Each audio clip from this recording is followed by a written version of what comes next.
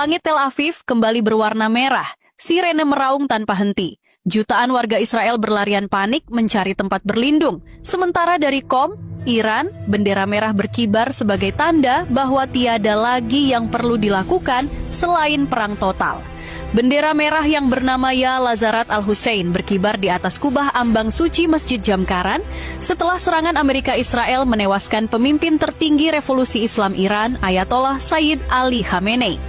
Dikutip dari Fiori, korban tewas akibat serangan rudal balistik Iran di Israel meningkat. Itu terjadi setelah Iran kembali melancarkan gelombang serangan besar-besaran ke beberapa kota besar di negara Zionis tersebut.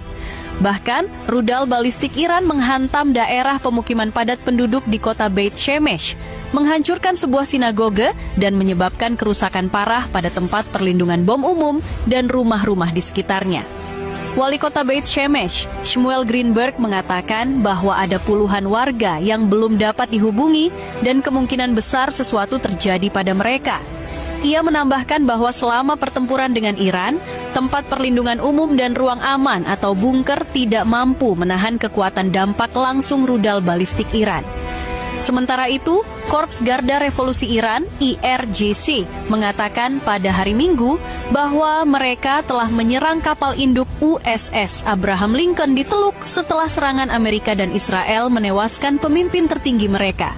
Kapal induk Abraham Lincoln telah dihantam oleh 4 rudal balistik, kata jubir IRGC dalam sebuah pernyataan yang dimuat oleh media lokal, dilansir Euronews. Selain itu, IRGC dalam pernyataan terbarunya mengklaim sedikitnya 200 personel militer Amerika tewas akibat serangan balasan Teheran terhadap pangkalan-pangkalan Amerika di Timur Tengah. Klaim tersebut disampaikan melalui kantor berita Tasnim. IRGC juga menegaskan bahwa Dewan Kepemimpinan Sementara yang dibentuk setelah pembunuhan pemimpin tertinggi Ayatollah Ali Khamenei telah memulai pekerjaannya, yakni balas dendam terhadap Israel dan Amerika. Jenderal Ebrahim Jabari memperingatkan Presiden Donald Trump bahwa Iran memiliki kemampuan militer canggih dan siap menghadapi konflik berkepanjangan. Ia bahkan menyebut Iran masih menyimpan senjata dan kemampuan strategis yang belum digunakan. Apa yang belum kami tunjukkan sampai sekarang dan apa yang seperti orang Iran katakan, kami simpan dalam air garam, akan kami ungkapkan dalam beberapa hari mendatang, ujar Jabari. Pernyataan tersebut mempertegas posisi Teheran bahwa serangan balasan belum mencapai puncaknya. Sementara itu, Iran juga telah melancarkan serangan rudal ke beberapa negara Arab yang menampung puluhan ribu pasukan Amerika yang ditempatkan di seluruh Timur Tengah, seperti Bahrain, Qatar, Kuwait, Yordania, Arab Saudi hingga Uni Emirat Arab (UEA). Negara-negara itu terdampak karena ada pangkalan militer atau aset militer Amerika di sana. Dubai, kota yang menjadi pusat bisnis di Timur Tengah, juga tak luput dari serangan Iran. Bahkan, otoritas Dubai mengatakan puing-puing dari drone milik Iran yang berhasil dicegat sempat menyebabkan kebakaran di salah satu hotel mewah di Dubai, Burj Al Arab. Pihak berwenang mengkonfirmasi bahwa sebuah drone dicegat dan puing-puingnya menyebabkan kebakaran di fasad luar Burj Al Arab, tulis kantor media Dubai di akun X-nya. Sementara di Bahrain, serangan rudal menargetkan markas besar armada kelima Angkatan Laut Amerika di ibu kota Manama. Di Kuwait, Kementerian Pertahanan menyatakan bahwa pangkalan udara Ali Al-Salem menjadi sasaran sejumlah rudal balistik Iran. Sementara di Qatar, Iran menghantam pangkalan Al-Udeid yang menjadi markas ribuan pasukan Amerika. Arab Saudi juga mengonfirmasi bahwa negaranya terdampak serangan dari Iran. Bahkan Arab Saudi memperingatkan bahwa mereka berhak untuk membela diri, termasuk dengan melakukan serangan balasan usai ibu kota Riyadh jadi target serangan Iran pada Sabtu, 28 Februari 2026. Arab Saudi menyampaikan kecaman keras terhadap serangan Iran yang terang-terangan dan pengecut yang menargetkan Riyadh dan wilayah Provinsi Timur. Demikian pernyataan Kementerian Luar Negeri Saudi dikutip AFP.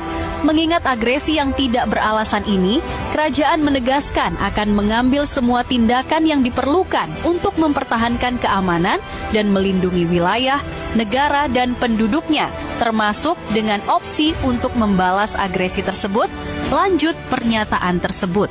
Sementara itu, salah satu tokoh Iran paling berpengaruh yang masih hidup, Sekretaris Dewan Keamanan Nasional tertinggi Ali Larijani, bersumpah untuk balas dendam kepada Amerika, menyusul serangan yang menewaskan Khamenei.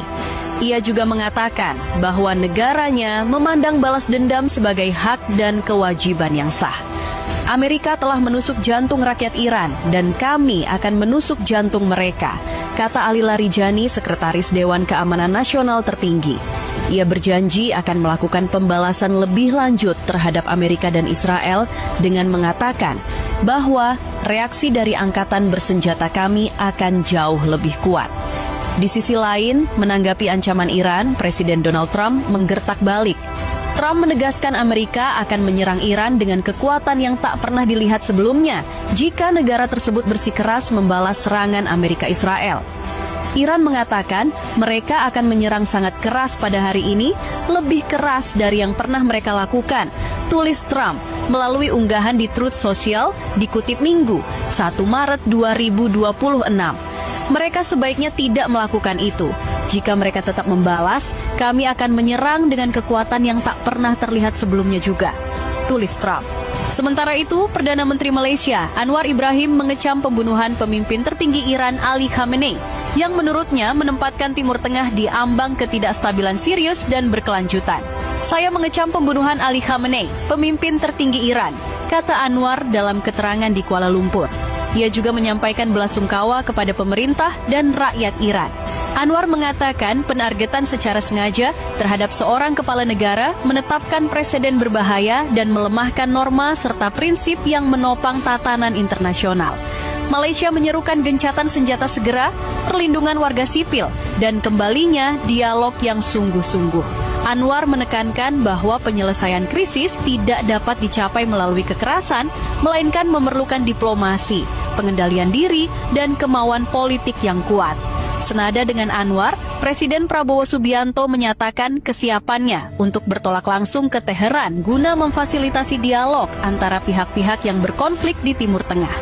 Langkah ini diambil menyusul kegagalan diplomasi antara Amerika Serikat, Israel, dan Iran yang memicu agresi militer skala besar. Kesediaan Presiden Prabowo untuk memediasi kedua belah pihak menjadi bukti nyata komitmen Indonesia dalam menjaga ketertiban dunia.